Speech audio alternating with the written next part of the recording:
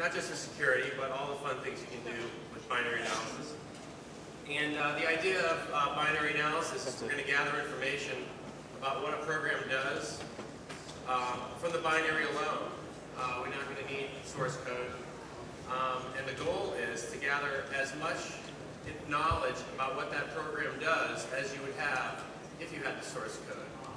And once you can do that, binary equals source, and it's all open source. So why would we want to do this? Well, one thing is proprietary software. The people who sell it rely on the fact that you don't know what the program's doing. So there's obscurity there. Unless there's a way of telling what the program is doing from the binary, they have security by obscurity. They also can do all kinds of things with that program that they might necessarily want you to know how to do. They need to get these lights too, though. They DRM all sagged. licensing schemes come to mind, but things like spyware, a lot of nasty stuff happening on programs, and all that stuff is distributed by binary, of course. Another nice thing to do with binary analysis is see if someone has stolen your source code.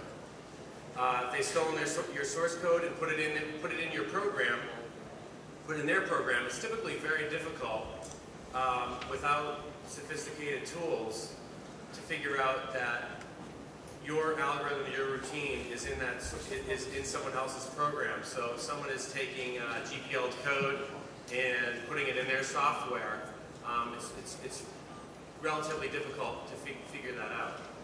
With binary analysis, we can do it fairly quickly. Then, of course, there's a security vulnerability problem. How do you audit a binary? Very difficult to do manually, tracing through with the debugger.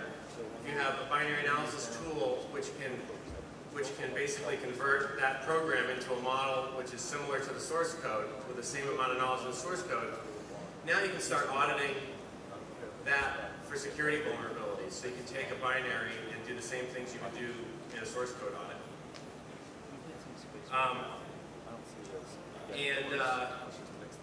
Another reason you'd want to do binary analysis is some stuff really has to be in a binary. And those are your things like your compiler. You need a compiler to build a compiler. You need a compiler to build other code. How do you know what that compiler is doing? It's a difficult problem. Compiler is probably the most interesting program to backdoor, which Ken Thompson did in the early 80s. He wrote a paper in 1985, Reflections on Trusting Trust, to talk about what he did. What he did was, he wanted to backdoor the login program for Unix. But instead of just modifying the source code for the login program, which he thought would be detected rather easily, what he did was he modified the source code to the compiler, so whenever it saw the login program being compiled, it would insert a backdoor into the login program. He did this ostensibly because he was sick of system administrators asking him questions, and he wanted to just log into their systems to fix the problems. Ostensibly, that was his reasoning. So I guess Ken Thompson was a hacker too, of course. So what he did was he modified the compiler to put the backdoor in, and then he compiled that, and then he distributed the binary compiler. So without binary analysis, there's no way to find this backdoor on your system. It's a very interesting paper. I highly recommend it. So now I'm going to hand it over to Dildog here, and he's going to go into some of the more technical details of what's going on behind the scenes here. Okay. Hello. Thank you. So, binary analysis is typically a process that, until recently has been done very much by hand with disassemblers, with tools like hex editors. Someone who's done a lot of vulnerability finding and exploit generation generally has gotten to the point, where you can, open up a program with a tool like IDA Pro or GDB, search for an instance of a problem, such as, you know, you find like an sprintf or something, and hone in on that, and you know, do the actual manual looking at it, and like trying to trace it back to a place where maybe you might be able to get a variable into a certain place or whatever, and you know, trace that all the way through to the point of exploit. That process is something that human beings do that can be automated enough with tools such that you don't actually need to you know, do it all by hand. It can take hours and hours and hours of poring over hex dumps and disassembling things. If, for example, all of the data flow of a program, which is the map of sort of all the definitions of variables to all of the uses of those variables, if you were to have that map already available, there would be no time spent tracing. You would just, you know, walk the graph and say, oh, here, this is possible. In fact, you could do that with a script. You could, you know, write a script that queried these graphs. Now, of course, the generation of the graphs is a hard problem, but it's not intractable. If anyone has ever, in the audience here, has ever built a compiler of any sort, then you're probably familiar with the concepts of data flow and control flow, which are two parallel things that make a computer program go. If you have the source code, you generate these intermediate representations and then convert that into a binary. What we've done over the last 3 or 4 years is develop a tool which could be thought of as a decompiler. And it builds those same models from binaries and could, if you wanted, export source code from that. Sure, go ahead. So basically there's like 4 parts of a system that does this. And they are related to compiler construction, but we've taken the different tack of starting with the binaries. So we have a front end that works much like a disassembler, but disassembles to an intermediate language, a representation that's transformable.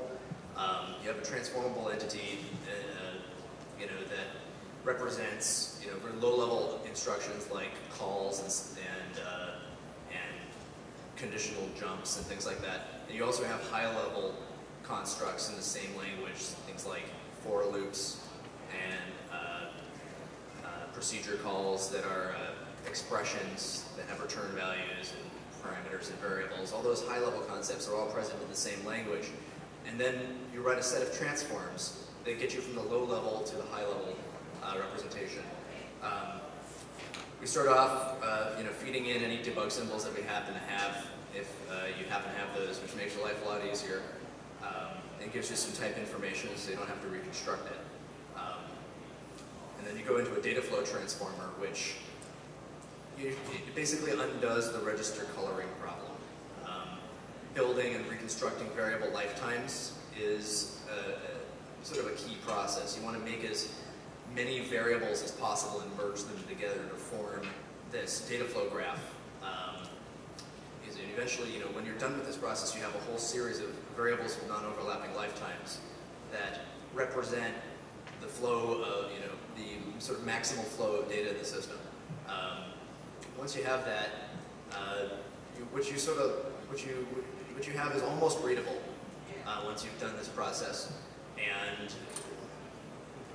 that feeds directly into a control flow transformer. A control flow transformer looks at things like an unconditional jump, or a condition, you know, that jumps to the, you know, the head of a loop with a conditional jump at the top that jumps to the end, and finds constructs like that.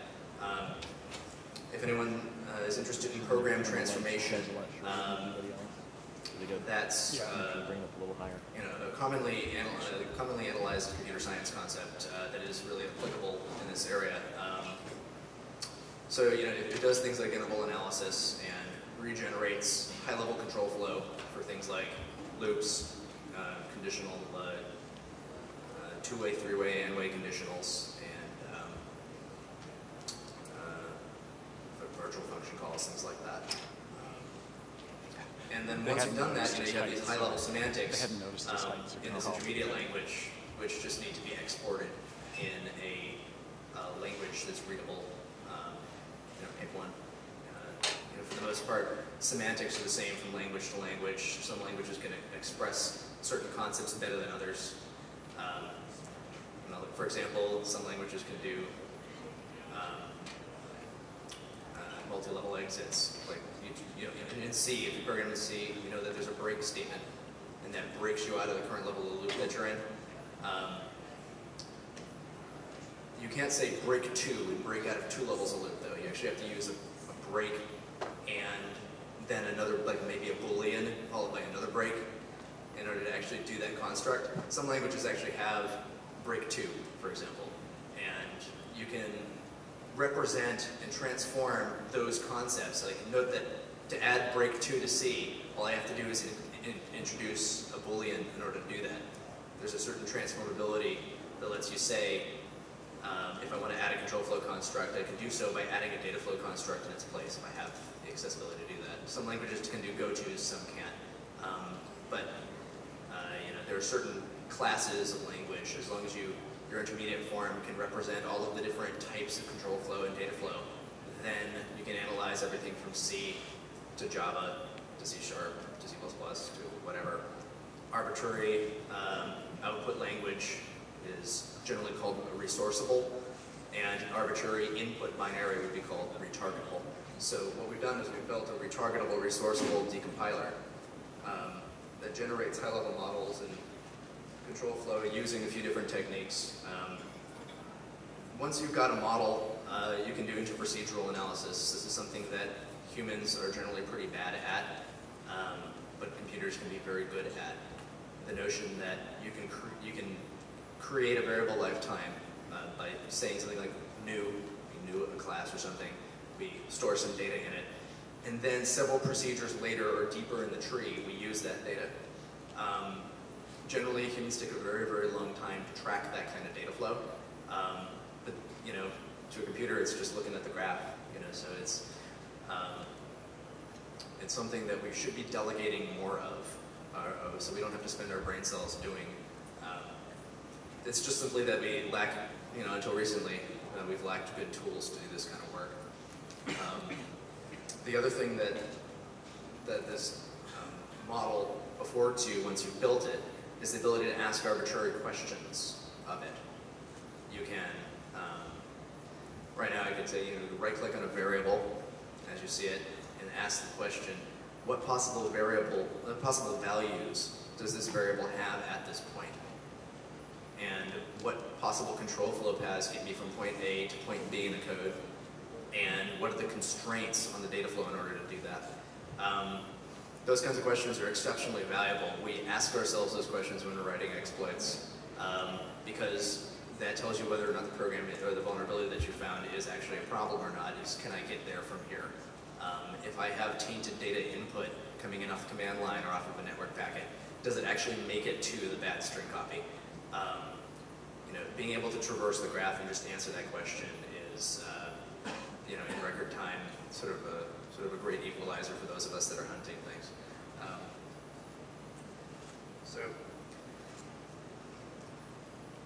Yeah, I don't know. Let's see. Once you've built a graph, certain things just completely fall out. You can say, does this thing use the network? If this program that you've written that shouldn't be using the network and it does, it just kind of sticks out. You see all the different calls to the different functions. You can call system, and you're like, okay, it shouldn't be calling system. Basically building a program profile and comparing against that is the first very simple thing you can do. Much more complex scripts can be built though that do things from data tainting to range propagation to, just basically figuring out, sort of automating the process of exploit generation, finding all the hotspots, propagating danger, coming up with an abstraction for what's dangerous in a program and propagating that throughout the entire thing. These are constructs that are much easier to do with a tool than humans, no matter how good you are at it. Sure. I'm going to turn it back over to Weld here. Just for an example of a script that you might write once you have this model, a very common problem with web applications is something called SQL injection. And what you can do is you can codify in a set of rules what causes a SQL injection problem in a program. So we would write a script and it would look something like this. We'd say, what are all the function calls that a program can do that call out to a SQL library? So things like ODBC calls. In Java, you'd have a call execute query. So you build a list of all the functions that basically are, quote, dangerous, right? Because, unless the data going into this call is trusted, has been validated, and you know what it is, you're going to have a SQL injection problem. So you build up that list of function calls, and then you build up a second list, and the second list is all the ways that input comes into your program. So, reading stuff out of, an HTTP request, the APIs for doing that, or just reading data directly from the socket, or reading data from standard input. And you build up this other list of all these functions that pull input into your program. Then what you do is you use the data flow, and for all those dangerous SQL calls, you follow the data flow back and see if any of that data, any data, a few bytes of it, whatever, if any of it came from those untrusted sources, it has to pass through a validator function to make sure that the data is known, or you have a SQL injection vulnerability. So if it's something like Java, you're using the struts framework. There's a very clear structural way of doing validation. And what we can do is we can follow the data flows and see if you're passing through a validator function, or if it's just arbitrary, sort of arbitrary C code. You can flag where your validator functions are, and we can look at all the different data flow paths and quickly tell you if there's some path that gets from, basically untrusted to something which needed to be trusted very, very quickly.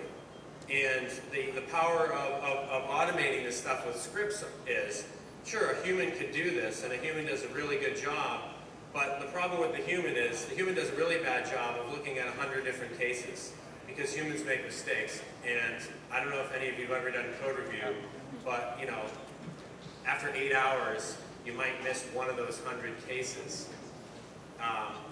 And then there might be some other guy who's got a binary analysis program who runs it through and finds the one case that you missed. So the beauty of the automated approach really is the consistency and the repeatability of the analysis. That if it knows how to find one class of problem, it'll always find that class of problems. It's certainly not going to find all problems you could have in a program. Some things are very difficult to find in an automated way, but a huge amount of the vulnerabilities that are major vulnerabilities out there, things like buffer overflows, format string problems, integer overflows, SQL injection, cross-site scripting, things like path traversal. These types of problems are very well known, well defined, and they don't rely on understanding the design of the program, what the program is doing. They're just very structural problems which can be defined with a set of rules, and the model can just be scanned with that set of rules. In terms of automation, before we move on, I also wanted to point out that typically breaking into stuff is an any path problem. You only need one vulnerability that's exploitable to break into something. But security is very much sort of an all paths problem. You need to secure just about everything, because if you leave one hole, that's the one they're going to break in. So there's sort of an order of magnitude difference there that makes the life of the person breaking in a lot easier than the person trying to secure the program. Tools that are automated sort of level the playing field a little bit by allowing people to find every instance of a problem and address it. You know, whether they actually get around to addressing it is more of a political problem, but you know, you need sort of this robotic exoskeleton to be able to deal with the problem. You know, if everyone's got an automated tool, then finding one problem versus finding all problems happens at the same rate. So that's a big boon for people trying to fix stuff. Let's see what we have here.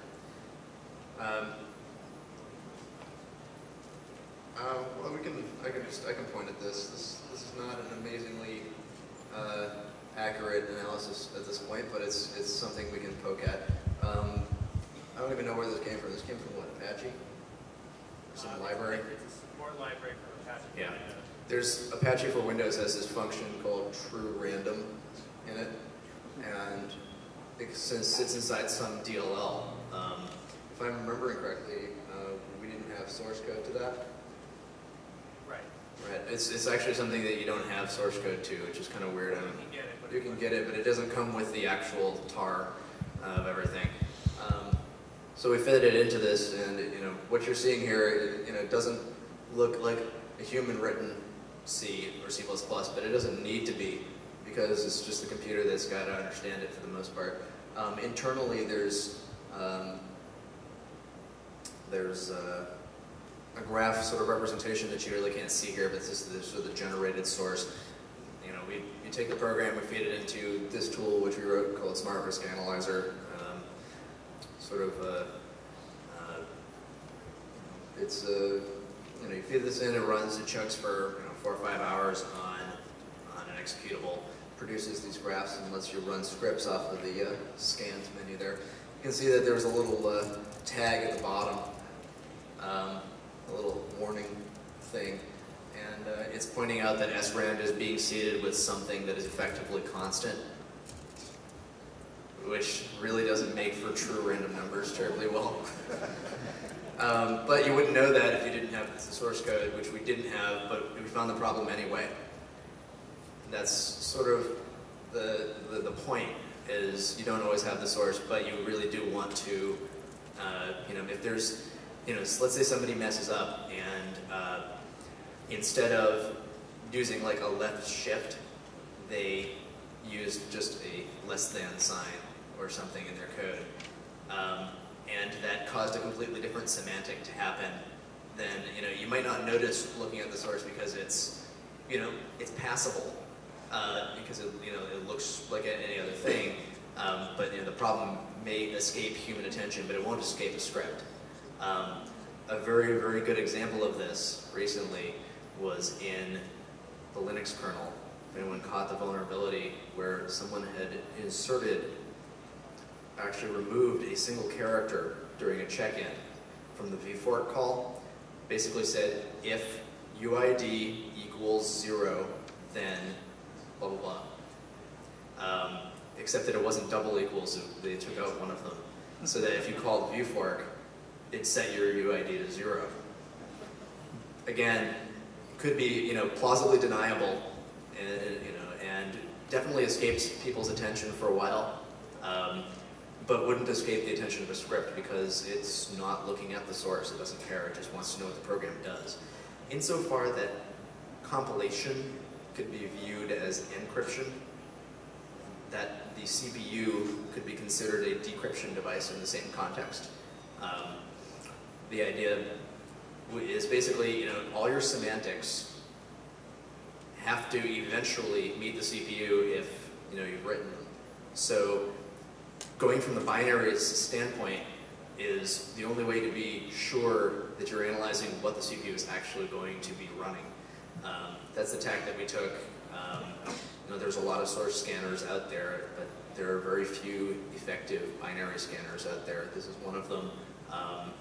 There are other tools which purport to do that kind of work. IDA Pro is very good at producing disassembled output, and combined with some scripts that are publicly available, can do certain types of data flow analysis. It's not quite as automated as this, but it's very, very good if anyone wants to play around with this stuff. I only say that because this program is not currently available for download. It's not free, and it consumed about 4 years of my life in order to make it. So eventually the technology will get out there, but it's not quite there yet. So give another couple months, and you're going to be hearing more and more about this kind of stuff. In theory, we could actually do it live here. Hold on. Do you want to? Oh, this is actually the program itself. I fed a Microsoft binary into it. Did you know that you have not source code, but you have symbols that you can download for everything that they publish? So for the most part, binary plus symbols is pretty close to equivalent to source code once you feed it in through something like this. What I did was I fed in the AVI file decoder because it's small and I didn't have that much time before this talk. Anything huge usually takes 24 hours to analyze. It's just a really process-intensive task. Decompilation is a much more intensive process than compilation because you're reconstructing stuff, not throwing it away. But yeah, so I fed this in there because AVI files are opened automatically by Internet Explorer, which makes this, any holes found in it, chances are they're remote, and you can do it through email. So yeah, we poked at it, and you can see there that we've generated some stuff for like AVI build filter. If there's stuff inside, this is for creating and reading back AVI files. There's a local alloc that it does, which it then passes interprocedurally to something else. And it's just noting, that this is potentially the start of a data flow. The analysis scripts that we have in there right now are not too deep, but it's noting that this is the start of a 64-byte chunk that could possibly be overwritten later, so it marks it as a possible error. It also went through and marked all the different calls to sprintf, which are in the AVI file decoder, which, they're down there. Yeah, so you can see it sprinting into a buffer and, querying some value out of the registry.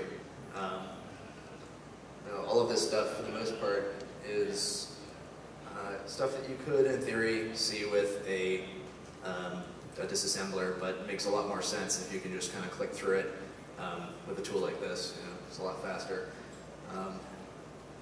So no, I would actually just feed some programs and I wouldn't let you look at it, but you'd actually be sitting here all night. It's not terribly amusing. It sits there and the progress bar doesn't move for a very long time. Just wanted to show you that it's real, that it works.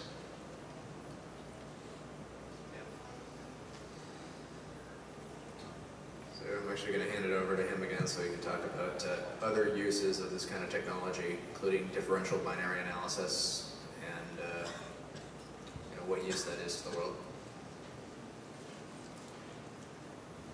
So a particularly interesting use of binary analysis would be to be able to just look at two versions of a program and see what changed. So one interesting case of this is when a vendor ships a patch for a security vulnerability. Can I do a comparison between the program, say it's some DLL that's getting patched? Can I look at that DLL before and can I look at it after? So even if it's a differential patch and not just like a complete overlay, I can look at the before and after and try to determine what the patch did. Both, did it fix a security vulnerability that may have been unknown, and the vendor didn't say anything about that one? Did the patch install some new DRM code? Just kind of slip it in there, like you got to upgrade your media player for a security vulnerability, and all of a sudden now you can't play awares that you hacked up before. But the really interesting thing is, can I figure out what the details of the vulnerability are just by looking at the patch? The way differential binary analysis works is the graphs that Dildog was talking about, the control flow and the data flow graphs, can be compared before and after. And this is much easier than comparing source code because basically there's a lot of research has gone into comparing graphs. And there are programs out there, open source programs, that you can feed graphs into, and it will tell you exactly, are these graphs the same, or where are the differences in the graphs? Right, things could just be shuffled around. You could be just trying to obfuscate code and just shuffle things around, but if the control flow is essentially just still the same, it's just a bunch of go-tos, the graphs will end up being the same. So when you compare the control flow graphs, right away, it'll highlight those pieces of code that have changed, and you can zero in right on those pieces of code. So the idea is you're going to basically unlink these files down to the individual functions, and then you're going to compare both the call tree of the entire module or process, but then you're also going to compare the graphs within each function. There's 2 papers, if you want more detail on exactly how to go ahead and do this. There's 2 papers out there. One's by Halvar Flake and one's by Todd Sabin. I recommend looking into those. It's eye-opening what you can quickly do from a patch once it's out there. So here's my cheesy graphic. So the idea about discovering vulnerability details from patches, if you could automate that process, that really changes the whole internet threat model. Colonel Boyd, I think he was in the Army, maybe the Air Force. No, it was the Air Force. Came up with this concept called OODA, Observation, Orientation, Decision, Action. And it's basically the doctrine of modern warfare. And the idea is you have to, obviously more information on the battlefield helps you beat the enemy. But you're basically unstoppable if your loop, where you observe, you orientate that new information to what you already know, you make a decision, and you carry out an action. If you can do those 4 things faster than essentially the enemy can change the situation, basically you always win. So the idea is to make your OODA loop faster than the enemy's OODA loop. And that's basically how modern warfare is conducted these days. So you can apply that theory to basically information warfare. And basically there's a sort of the daily battle out there is vulnerabilities get discovered and vulnerabilities get patched. And there's been a lot of research on. William Arbaugh did a paper a few years ago, and Qualys has been distributing a paper on their research on how quickly things get patched. And it's essentially it's a sort of a half-life to things getting patched. And I think, was it 30 days was the half-life? So half of the systems are patched in 30 days, and then another half in 60 days, another half in 90 days, and then it kind of tails off for a while, and then eventually it actually starts going back up again a little bit. But the idea is if you can quickly determine what the vulnerability is from the patch and build the exploit, then you're always going to have a certain number of machines on the internet that you can control. So this is just basically a fact of the future, is because we're continuously patching systems with technology like differential binary analysis on patches and the ability to quickly create exploits, means that we're always going to be in a situation where a large percentage of the internet is basically owned by, who knows who. And I'm sure the the InfoWar guys in the Air Force know this very well. So what are some countermeasures to binary analysis? So the technology's new, but we might as well think about how people are going to try to defeat it, right? So a lot of things like DRM code or license manager code, or code that people really don't want you to know what's going on. The code that they know that you'll take the time to disassemble or poke through with the debugger. What they do to protect the code is they make it self-modifying code. So while the code is running, it's changing itself, and a lot of this is actually using encryption. So the code will be encrypted, and it'll be decrypted on the fly. It'll be as it hits certain blocks of code, it'll just before it gets to that block of code, it will decrypt that next block, and then re-encrypt it. So even while, of course, on disk it's encrypted, but even in memory, it's encrypted. So this is really going to throw a problem into binary analysis, because essentially the code just looks like random data. So we thought about this problem, and we said, what are we going to do in this situation? And we haven't built this yet, but the idea is to build since the CPU needs to know what the real instruction is at some point, what you do is you build in a journaler, which when the instruction, before it goes to the CPU, basically gets written out to a file, and you essentially journal the program, all this, and you may need hardware to do this, some sort of the software emulates CPU, like Softice kind of thing. Then essentially you're going to have to do things like collapse loops and things back, but you can get you should be able to get the original code back. So the future is bright for binary analysis. Don't worry about self-modifying code.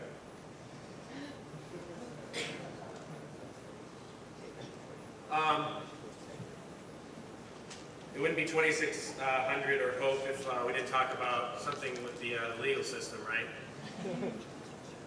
So there is one problem with binary analysis, and that's license agreements. It's a little problem there.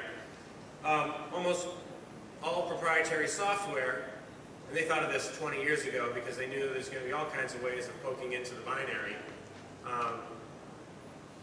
comes with a license agreement which says you cannot disassemble, you cannot decompile, you cannot reverse engineer this software. So what the vendor is saying is, trust us. This binary only does good things. It does things that we told you it did, and it has no security problems in it. If that was the case, there wouldn't really be a problem with those kind of license agreements. But we know reality is extremely divergent from that situation. Almost all software that does anything real, or I'll say all software that does anything real, has security vulnerabilities in it. And all software is probably doing something which you don't know what it's doing, and you might want to for legitimate reasons. So essentially, the way the license agreements are written now is you have no right to do a security analysis of a binary in this way. You have no right to know what kind of files the program is modifying.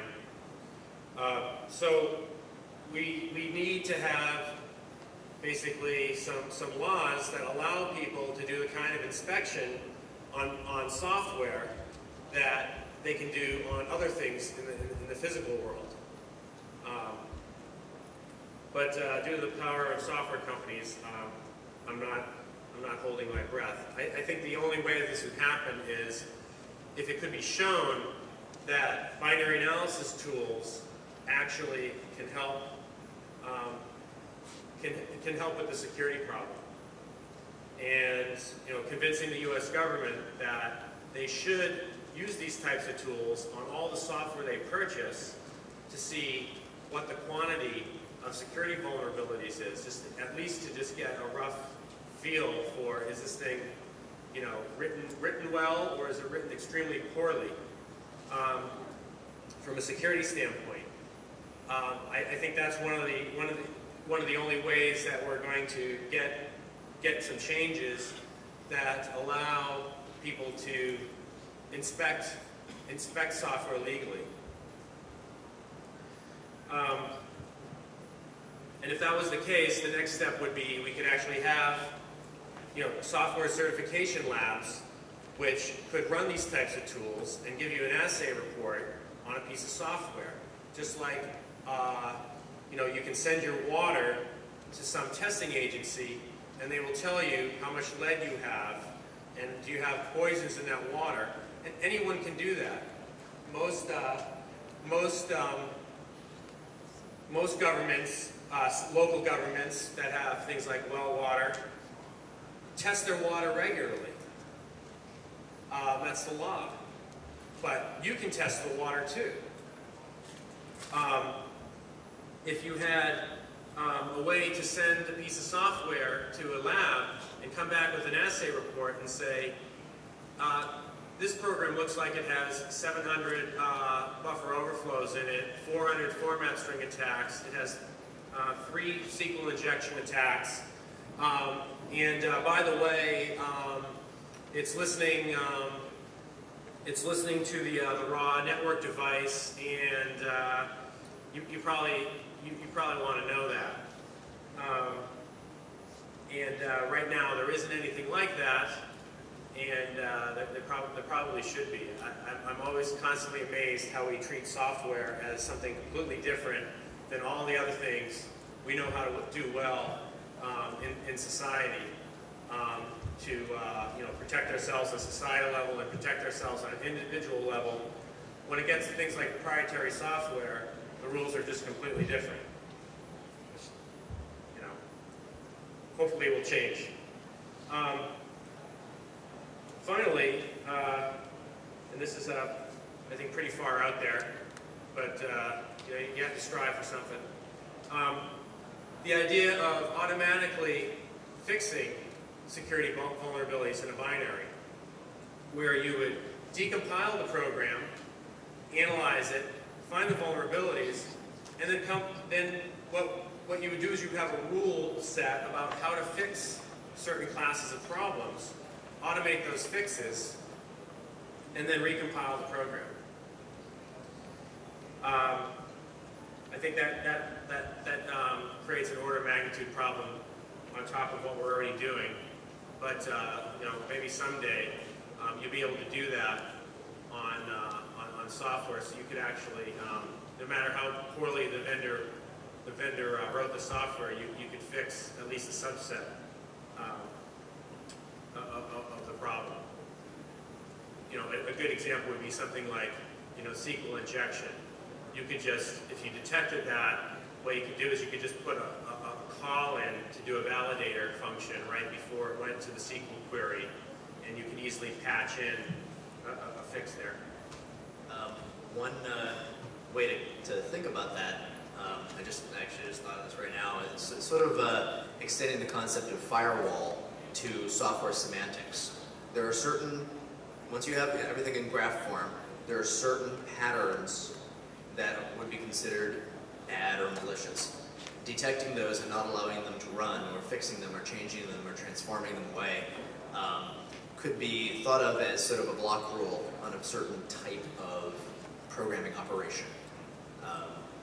I don't know where I'm going with this, but it's an interesting idea to think of it that way. It's this sort of an abstraction layer above, just looking at data. This is looking at code in that way, in the same way that one might look at data and pass it through a rule set. You could do the very same thing with code.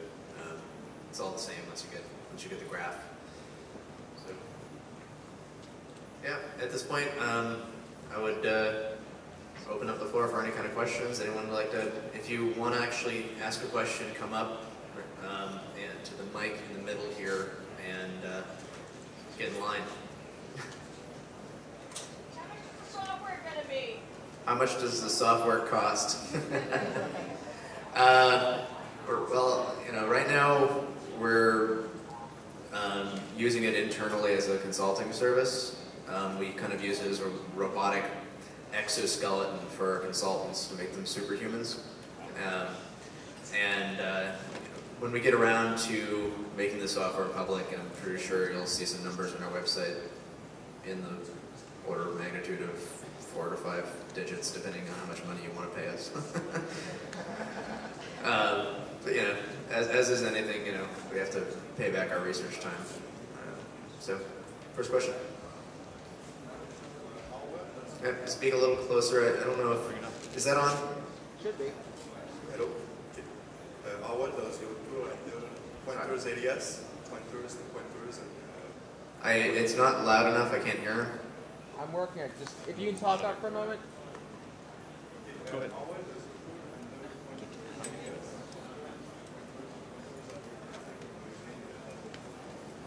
I can't quite understand the question. How well does it handle pointers, the program? Okay. There's a component of the system called a range propagator. And a range propagator basically sees things like the dereference of an expression and says, it allows you to query what the value of that pointer is at that point. It kind of walks back through the code and finds what the range is of that pointer.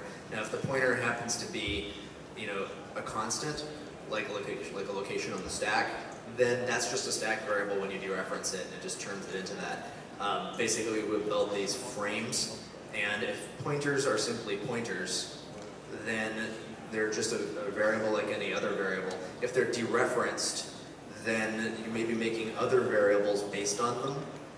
So we have this generalized concept of layered variables. You start off with registers, and if you dereference that once, you get a frame, which can be a stack frame or a this pointer. If there's a this pointer, then you might get a class out of it. If you dereference that again, then you may be doing things like passing things by reference from one function to another. So, when you ask the question, how does it handle pointers? It handles them like any other variable, and they're just a component of the graph like anything else. But we note that there is a special operation called a dereference, as well as a reference, but that was a little easier. That adds semantics to the system. Anyway, I hope that helps. Why are we feeding back now? That's not a wireless one. Hi. When you were talking about self-modifying code, you said that you weren't worried about that as far Talking as to the wireless automated mic? analysis. You talking wireless? Great. Thank It's you. working. You said you weren't worried about self-modifying code as to how it related to the future of automated binary analysis. Yep. Do you want to talk a little bit about how maybe trusted computing initiatives, including and whatnot, It's ringing. impact on that statement? Trusted computing effectively adds a hardware component to the software problem of, so that basically, you know,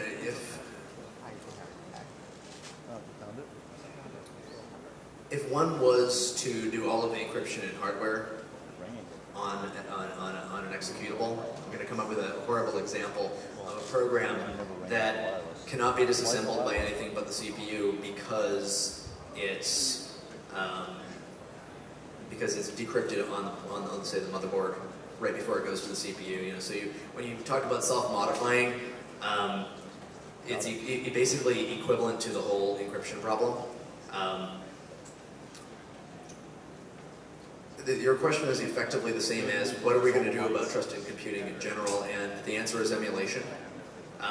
Once people can, deduce, what the various public and private keys are and things that are built into the motherboard, emulating that layer, in a system. Effectively, you just need to be able to, get at the CPU and what it's intending to do. If the semantics are completely obscured, then this kind of, binary analysis technique really can't be used. However, insofar that everything that you can do one way, you can do it another way, you can do the opposite way, as long as it's like as long as you can decrypt the image. I mean, it had to come from somewhere. So I don't know. It's not necessarily a problem for binary analysis insofar that it's just what do we do about trusted computing in general? How do we get at the bits? So hope that helps. Hey, what's going on? What's up, dude? So two questions. One, with GCC, if you go and throw it like a -06 flag, you're not -06. You're not going to get any Yeah. useful code. I mean, it's kind of here.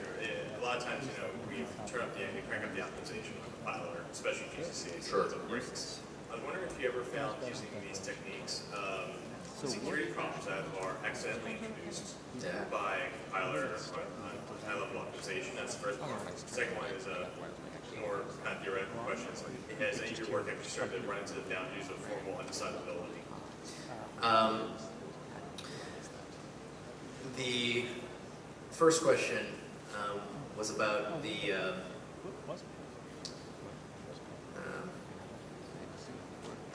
just trying to think of a proper answer.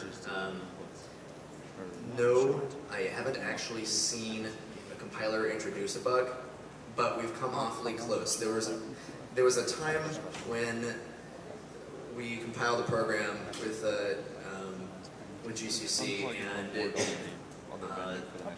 the decompiler really threw up hard on it, and it was saying like this stir copy or whatever is writing way past the end of its buffer. What the heck is going on here? And we're looking at it, and it really just wasn't what the person wrote. We thought it was just a bug in the decompiler. I mean, this thing is, had its fair share of bugs, and maybe it was just our problem. And we stared at it for it must have been 45 minutes just staring at it, and we didn't believe that what was decompiled was actually what the person had written in source. But it turned out that due to some very clever pound defines, what was actually being compiled was a lot different than what it looked like. There's some cases, where it's just the human problem, and the compiler itself was not inserting a vulnerability there, but it's something that we just would not have found unless we were using a binary analysis tool. To answer the other question, I didn't actually hear the very end of what you said. Formal what? Formalize undecidability.